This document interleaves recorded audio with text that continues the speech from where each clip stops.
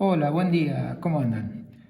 La clase pasada terminamos de probar el teorema de Lebesgue, que es el teorema que afirma que cualquier función monótona, ya sea creciente o decreciente, es derivable para casi todo punto, un teorema laborioso que nos llevó mucho trabajo. Es un teorema muy celebrado de 1904.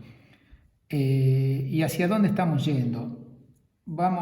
Les recuerdo un poquito, hace un par de clases anunciamos un poco el proyecto de hacia dónde vamos, que queremos extender en el contexto de funciones medibles y funciones integrables los dos teoremas fundamentales del cálculo. El primero es como que queremos recordar, o recordamos el teorema fundamental del cálculo en la versión de primer año. Nosotros queremos entender si ahora tenemos una función integrable en un intervalo cerrado, cómo es esta función. Queremos saber si esta función sigue siendo derivable, como era en el caso de continua, y en el caso de que sea derivable, si es cierto o no que su derivada vale la función que estamos integrando. Vamos caminos a demostrar esto. Por otro lado está esta otra versión del teorema fundamental del cálculo, en donde lo que queremos analizar es, bueno, ahora acá si tuviéramos una función medible, ¿qué es lo que podemos decir sobre su derivada? Si en particular si existe o no, si es integrable o no, y en caso de que sea integrable, si vale la regla de Barrow. Bueno, de las dos preguntas ya en aquel momento habíamos dicho, esta es un poquito más simple que esta es más sofisticada, así que el objetivo es probar primero esto y luego esto, aunque hoy con lo que ya hemos hecho de funciones monótonas, vamos a tener una primera versión débil en donde vamos a tener una desigualdad aquí, así que en la clase de hoy nos dedicamos a probar, que lo tenemos casi listo ya, a la desigualdad acá, y luego vamos a ir apuntando a este resultado que lo vamos a ver la clase que viene. Hoy es simplemente prepararnos para demostrar este resultado. Entonces, para hacer esa extensión del primer teorema fundamental del cálculo, hoy vamos a estudiar lo que se llaman funciones de variación acotada. Antes de ir al tema de hoy, que es funciones de variación acotada, quiero que entremos en calor repasando algunos resultados sobre cómo son las derivadas de funciones, algunas cosas que posiblemente han visto en primer año, otras que tal vez no, entonces como para entrar en calor. Ejemplos, vamos a ver algunos ejemplos de algunas cosas raras. Bueno, este resultado, ahí Royden habla un poquito, el que lea la cuarta edición del Royden, pueden leer un poquito sobre esto, que fue muy notable el resultado de Weierstrass, en donde encuentra una función que es continua en todo un intervalo y no es derivable en ningún punto. Este tipo de funciones le suelen llamar funciones de Weierstrass. El ejemplo que da él, acá lo traje. Bueno, acá está un dibujito de cómo es una función que es continua en todo punto, pero no es derivable en ningún punto. Bueno, acá está la fórmula. En realidad, acá se puede reemplazar el 1 medio que está aquí por a a la n, y este 3 por un b a la n. Bajo ciertas restricciones, el a y el b pueden buscarlo, no sé, en Wikipedia, bajo el nombre de funciones de Weierstrass, y van a ver el resultado más general. Yo acá la dibujé con 1 medio y 3. Y esto es, y generalmente acá suele sumarse desde 0. A mí me quedó más lindo el dibujo sumando desde 1, pero se puede sumar desde 0. Ahí. Y bueno, esta es la función. A medida que uno va sumando onditas, es como un desarrollo de Fourier. Es un desarrollo de Fourier, más vale. Y lo importante, bueno, hay que demostrar de que esta función termina siendo continua y que no es derivable en ningún punto. Como les digo, en Wikipedia pueden leer y tienen referencias sobre la demostración. Yo el dibujo que lo hice es poniendo aquí, ese dibujo es poniendo acá n igual a 5. Y tiene esta propiedad fractal. Si uno hace zoom sobre esa parte, bueno, nos queda esta parte que ya ven, esas pequeñas onditas ahí son estas, que a su vez vuelven a ser onditas, o en fin, esa pequeña variación ahí que casi no se ve, bueno, es esta, o es fractal esta función. Bueno, este es un ejemplo entonces de una función continua en todo un intervalo cerrado y que no es derivable en ningún punto. Bueno, les muestro un par de otros ejemplos medio similares de cosas así raras que suelen aparecer. Bueno, por otro lado está el teorema de Darboux, que dice que si vos tenés una función que es derivable para todo punto, entonces la derivada cumple el teorema de los valores intermedios. Es decir, que, insisto, la hipótesis es que tenga que tener una función que es derivable. No estoy diciendo que la derivada sea continua, estoy diciendo que es derivable. Pero la derivada termina cumpliendo el teorema de los valores intermedios, que es el que establece que si vos tenés, ahí lo estoy mostrando bien, que si vos tenés que, bueno, acá hice suponiendo de que tomé dos puntos en el intervalo AB y que la derivada en x1 vale menor que la derivada en x2, entonces cualquier y que esté en el medio, hay un x3 que alcanza ese y. Por supuesto que este resultado es obvio en caso de que f' sea continua, porque ese es el teorema de los valores intermedios de funciones continuas. Así que este teorema de Darboux medio como que te dice que es bastante parecida a ser una función continua. Una vez que es derivable, se parece mucho a las funciones continuas. En particular, esto dice de que la imagen de un intervalo es un intervalo, ¿no? Bueno, la imagen de conexo es conexa. Pero bueno, la demostración, esto, como les digo, estamos entrando en calor, esto como que no fuera parte central de la materia, pero está bueno saberlo y la demostración es relativamente simple, así que aprovechemos para verla. La demostración es así. Agarrás y te fabricás esta función auxiliar. Bueno, f es la que es derivable, e insisto, uno tiene que estar pensando en esta demostración que es derivable, pero probablemente no es continua la derivada de la función derivada. F obvio que es f es obvio que es continua porque es derivable, pero estoy diciendo que la derivada probablemente no es continua. Entonces este es el y que quiero alcanzar con la derivada. Bueno, como esta es resta de f que es derivable y esto es una recta, la derivada g es derivable y esa es la derivada de la g.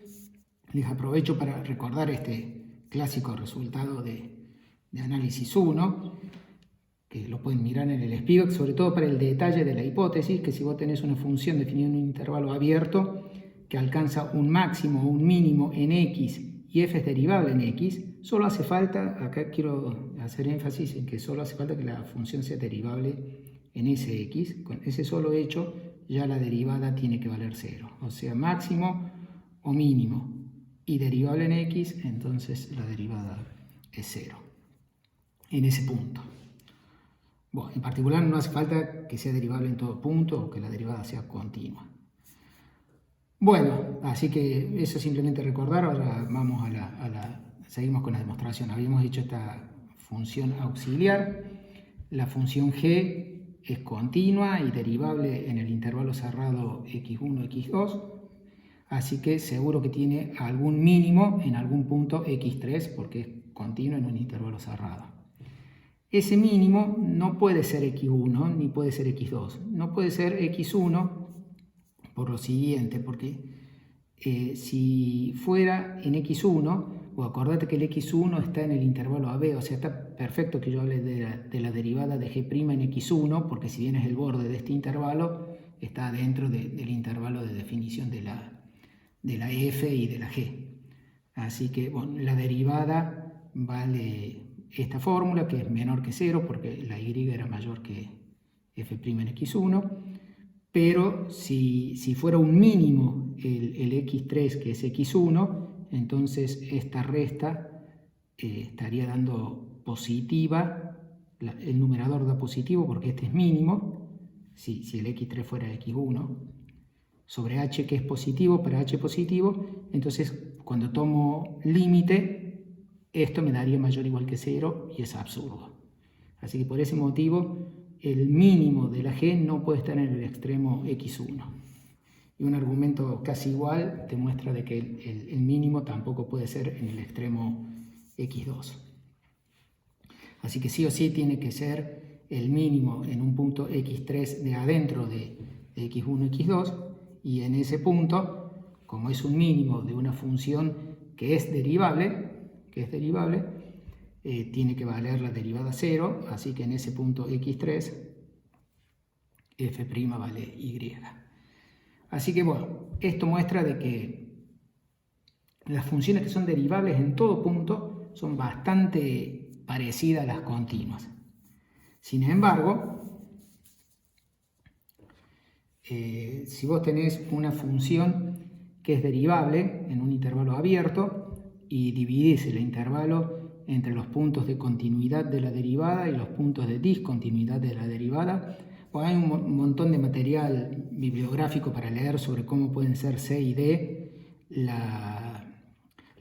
digo, si ustedes ponen en Google la pregunta de cuán discontinuo puede ser una derivada, van a encontrar varias páginas. En particular en MathOverflow hay un pequeño recopilado de resultados. Bueno, están muy buenos, todos son sofisticados, pero en particular, en caso que sea derivable, medio como lo enunciaba el teorema de Darboux de recién, es bastante continua. No puede ser que sea derivable en todo punto y que la derivada no sea continua en ningún punto.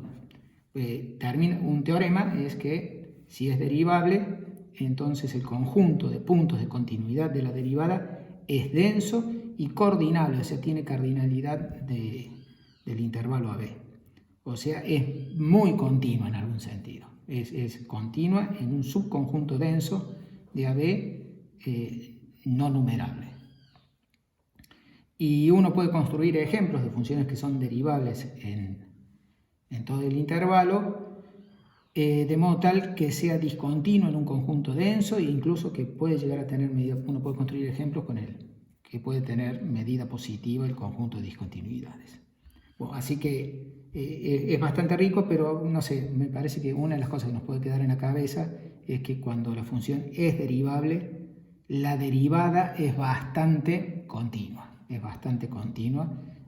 Este resultado lo indica, y el hecho de que cumpla el teorema de los valores intermedios, la derivada, bueno, también.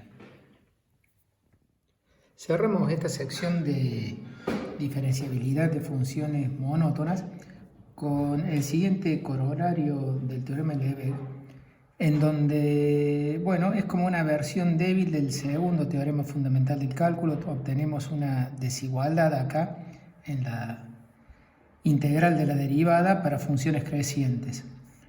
Bueno, así que el resultado dice que si vos tenés un intervalo acotado y una función definida en ese intervalo que es creciente, entonces, bueno, sabemos que es derivable para casi todo punto y su derivada resulta integrable en el intervalo AB, y su integral, la integral de la derivada, da menor o igual que f de b menos f de a. Bueno, vamos a la demostración. Como f es creciente, la f es una función creciente, bueno, obviamente es medible y es integrable. Es integrable porque es acotada en el intervalo. Así que además sabemos que es derivable para casi todo punto, así que vamos a aproximar la derivada con esta sucesión de funciones g sub n definidas para cada n. Entonces la g sub n de x vale este cociente incremental, es como que fuera f de x más h sobre h, solo que el h va a ser siempre 1 sobre n para la gn, constante obviamente, acá la variable es la x, y como estoy sumando más 1 sobre n, necesito extender la f hasta b más 1, porque acá puedo estar sumando, bueno, 1 o 1 medio, 1 tercio, bueno, tengo que extender la f hasta b más 1, para que esto esté bien definido. De todos modos, la función g sub n de x es una función definida en el intervalo AB. Simplemente esta extensión, que la extiendo como constante, f de b, hacia la derecha, es para que esté bien definida la función g sub n. Bueno, como decía, como la función es derivable para casi todo punto, resulta ser que esta sucesión de funciones para cada x converge a f' de x para casi todos los x del intervalo abierto AB. Y como la g sub n es medible porque es resta de dos medibles, esta es trasladada de una medible, resta de dos medibles, producto un escalar por una medible, la g sub n es medible, la f' es límite de medibles, así que la f' es medible. Así que ahora la podemos intentar integrar para ver que es integrable. Justamente el lema de Fatou dice que la integral entre a y b de f' es menor o igual que el límite inferior de las integrales de las g sub n. Acá, por supuesto, como f es creciente, las g sub n son todas positivas, ¿no? Bueno, y f' es positiva. Así que podemos aplicar el lema de Fatou. Bueno, tenemos que calcular cuánto da el límite de las g sub n. Bueno, en la primera igualdad simplemente hemos reemplazado lo que es g sub n. Así que acá es como que iría un paréntesis, destacamos que la variable de integración es la x y el 1 sobre n se convirtió en Sn. En esta próxima igualdad, como la función f era integrable, acá tengo la integral de una resta, es la resta de las integrales, así que obtengo esta, puedo escribirlo así. O sea, hice solo la distribución de la integral y bueno, también distribuí el n. Bueno, seguimos. Ahora, esta integral, ¿cuánto da?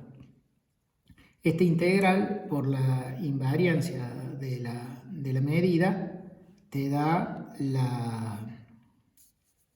por la invariancia de la medida, te da lo mismo que integrar, acá se está integrando, bueno, es como que estás en x más 1 sobre n, bueno, reemplazas, es como un cambio de variable, como que x tilde fuera x más 1 sobre n, así que acá te queda x, y lo que se te corre es el intervalo de integración, estás integrando ahora entre a más 1 sobre n y b más 1 sobre n.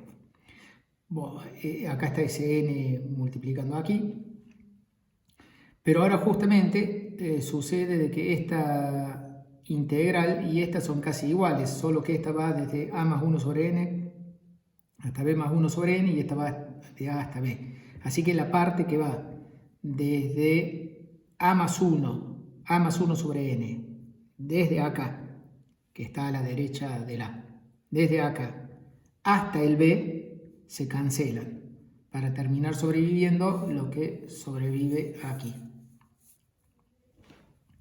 ¿Qué sobrevive aquí? De esto se fue todo, la integral hasta el b, así que me quedó la integral de la f desde el b hasta el b más 1 sobre n. Y en esta se fue todo desde el a más 1 sobre n, se fue con esta. Así que acá queda la integral desde a hasta 1 sobre n. Bueno, queda esta integral que está aquí, es justo estoy integrando desde b hasta b más 1 sobre n. La función f estaba definida constante después de b, así que esta es una función constante, mente f de b. Así que la integral en este termina siendo el área de un rectángulo de base 1 sobre n, multiplicado por este n, te da justamente f de b. Mientras que esta otra, o sea, esta te dio f de b, mientras que esta otra es con la función acá, bueno, esta no es constante, pero es creciente. F de x es mayor o igual que f de a. Así que la integral de la f es mayor o igual que integrar la f de a. E integrar la f de a en este dominio de ancho 1 sobre n y después multiplicado por n, después finalmente te termina dando todo esto mayor o igual que f de a. Así que cuando vos estás tomando el límite, esta resta siempre está dando, toda esta resta siempre está dando menor o igual que f de b menos f de a, así que cuando tomas el límite inferior termina dando menor o igual que f de b menos f de a. Así que esto completa la demostración de este corolario. Una última aclaración hago sobre este enunciado.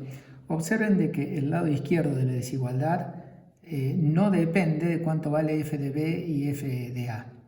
Por supuesto, el lado de la derecha sí. Entonces uno podría pensar, che, ¿y qué pasa si yo redefino mi función cambiándole el valor en a y en b? ¿Yo puedo cambiarle? Me va a cambiar el valor que está aquí.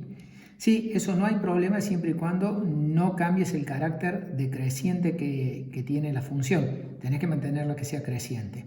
Entonces, como que vos podrías cambiar el valor f de b a cosas más grandes, por supuesto, pero si la cambias f de b a cosas más grandes, empeorás la desigualdad.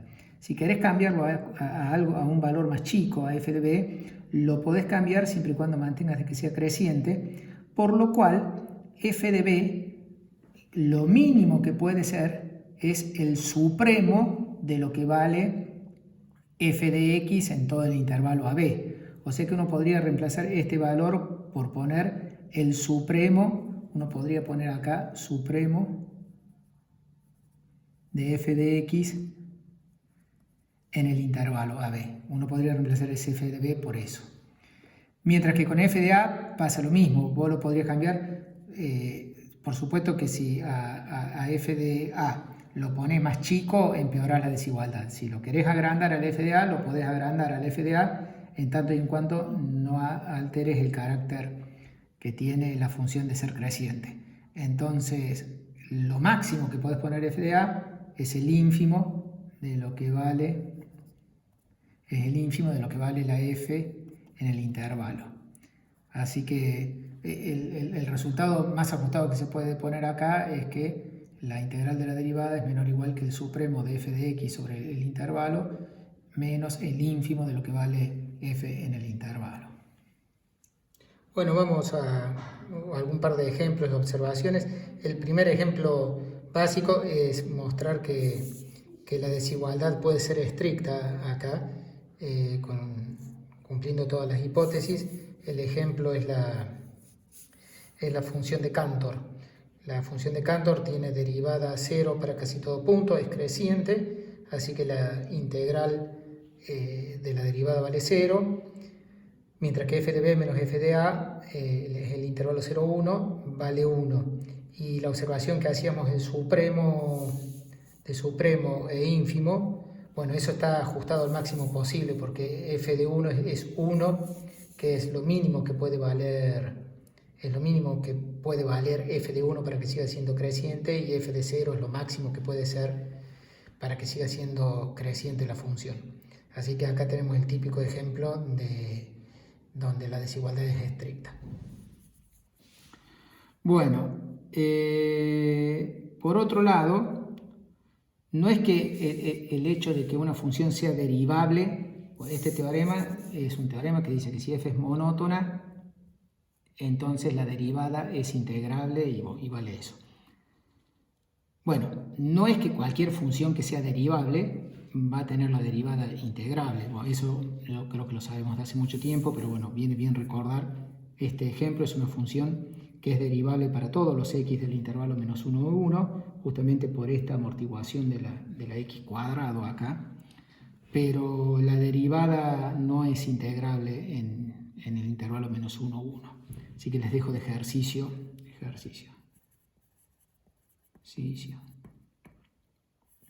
Bueno, y terminamos este video con una pregunta que es lo que vamos...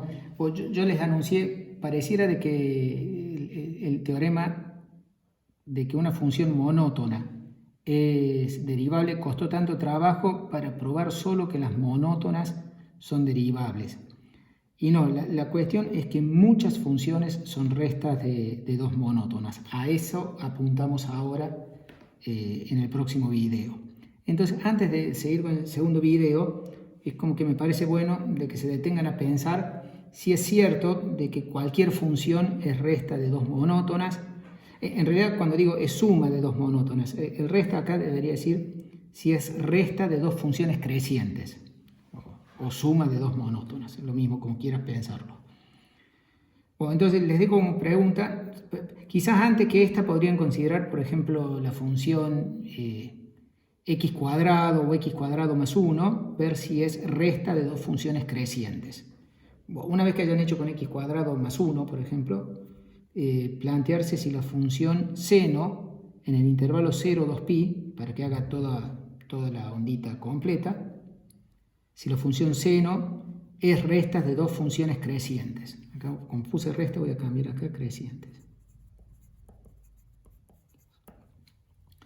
Entonces me parece que vale la pena. La respuesta ya la adelanto, es sí. Entonces como que traten de expresar la función seno como suma de dos funciones que sean monótonas. Se puede hacer resta de dos funciones crecientes, se puede hacer de muchas formas. Encuentren una, casi que con el gráfico se puede hacer. Arranca el próximo video con una expresión de la función seno, como les estoy pidiendo. Así que viene bien que piensen un ratito en eso.